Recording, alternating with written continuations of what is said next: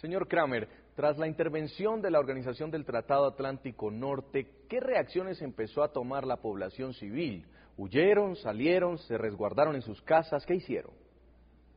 Los libios que fueron afectados por los bombardeos y por la situación de conflicto en general, había muchos que salieron hacia Túnez, también muchos extranjeros que trabajaron en Libia, por ejemplo en hospitales, pero también en otras profesiones. También salieron del país por la situación y también relacionado con el bombardeo. Y entonces la situación, sí, por el conflicto que diría yo, empezó a principios de marzo. Al principio había las protestas que se volvieron violentos, después había un avance de la oposición armada y después una retaliación, una ofensiva de las tropas de gobierno, y allá empezó un poco el conflicto de manera más fuerte. A ese se añadió el inicio de los bombardeos el 19 de marzo. Entonces ahora estamos en una situación que es muy complicada para la población civil. Hay situaciones particularmente difíciles que son ciudades que son bajo control de la oposición, pero encerrados por las tropas del gobierno de Gaddafi, como la situación en Misrata, que era muy difícil en abril y mayo sobre todo, y sigue siendo problemática. También la situación en el Jebel Nafusa, en las montañas más hacia el occidente, hacia Túnez, también allá la situación es muy difícil porque es una situación de siege, de una situación donde la población está como encerrada y no llegan todas las cosas. Pero también la situación es difícil en la región que está controlada por el gobierno todavía, porque está afectado por la infraestructura, están afectados los hospitales, hay un cierto embargo, entonces no entran todos los bienes, sobre todo a nivel médico, no está entrando todo en el país. Entonces mucho personal médico, enfermeros o cirujanos, por ejemplo, salieron del país porque eran extranjeros, y a ese nivel también hay mucha problemática. Y a eso se añade la situación que es un poco la línea de frente entre Brega y Astabía, donde se enfrentan las tropas de gobierno y la oposición armada. Entonces hay varios escenarios que son muy complejos, muy distintos, pero la población en la zona, cierto, sufre a varios niveles. Pero ¿cuáles son precisamente esas situaciones particularmente difíciles que recuerda usted de lo visto y de lo vivido en Libia durante esos 60 días, por lo menos, que usted estuvo allá? Lo más difícil es primero un poco el acceso a servicios de salud, el acceso al agua.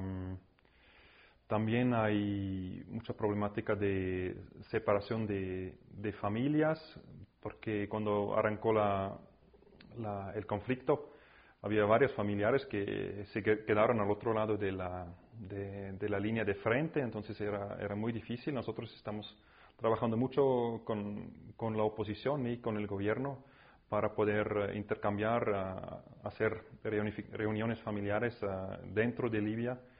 En ese sentido, pudimos hacer un acuerdo de visitas a lugares de detención con la oposición y con el gobierno. Entonces estamos visitando lugares de detención que es muy, muy importante. Poder asegurar que las condiciones de los detenidos que son garantizados, que no haya malos tratos, que no haya desapariciones dentro del sistema penitenciario. Entonces eso es muy, muy importante. Con la duración del conflicto también se va a afectar la infraestructura del país, que sea por falta de material que entra en el país, falta de equipo, pero también por los bombardeos que han afectado a la infraestructura de varias ciudades. Entonces más dure el conflicto, peor se pondrá la situación. Sí, señor Michael Kramer, usted hablaba de algunos casos específicos de separación de familias. Antes de entrar en profundidad para saber en qué consistían los acuerdos de visitar los detenidos, quiero que me amplíe este tema. ¿Recuerda usted algún caso particular que haya sido dramático, donde hayan tenido que ser separados miembros de un mismo grupo familiar?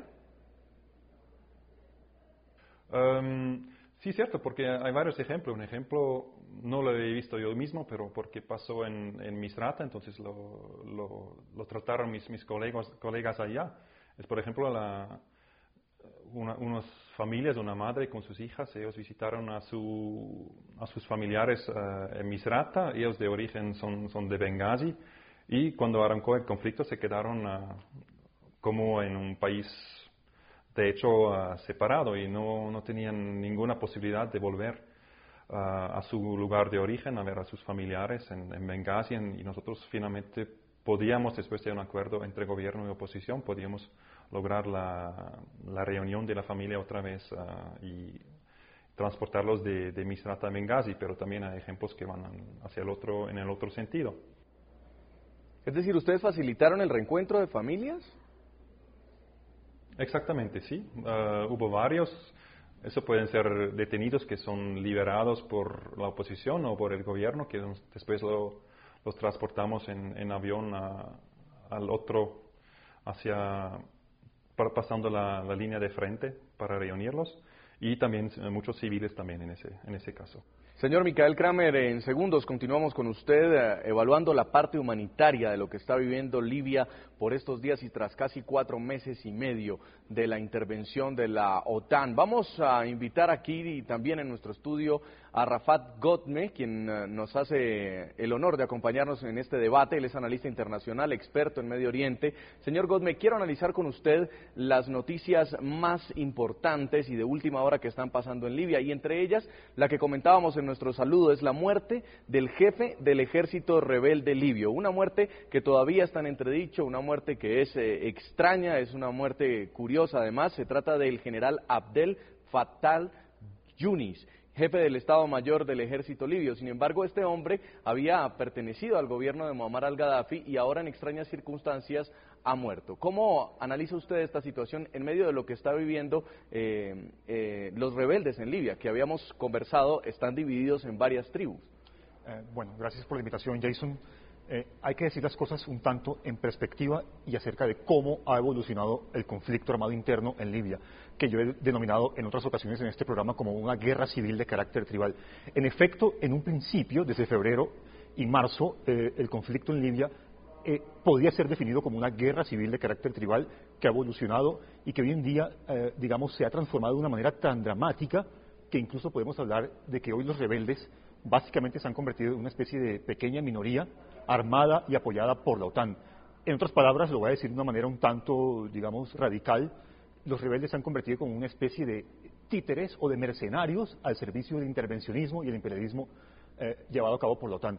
Entonces, este tipo de asuntos que pasan en estos días, como la muerte de Fattah al-Yunis, está relacionado con ese contexto y específicamente en lo siguiente. Puesto que los rebeldes básicamente han tenido que retroceder, puesto que los rebeldes se han convertido en una especie de minoría que no ha podido derrocar al régimen de Gaddafi en estos 5 meses, entonces hay fisuras, hay divisiones y la muerte y digamos, lo que hay alrededor de Fattah al-Yunis es eso. Fisuras y divisiones al interior del CNT, el Consejo Nacional de Transición. Entre otras cosas, Fattah al-Yunis es acusado, hay sospechas de que tenía una especie de doble dimensión dentro del Consejo Nacional de Transición. Y es que, como tuvo un antecedente gadafista muy profundo, este se le dio al mismo tiempo para ambos bandos. Entonces se sospecha que lo asesinaron los mismos miembros del CNT por esas sospechas. Pero en últimas lo que demuestra esto es que hay fisuras y hay división al interior en el seno del CNT.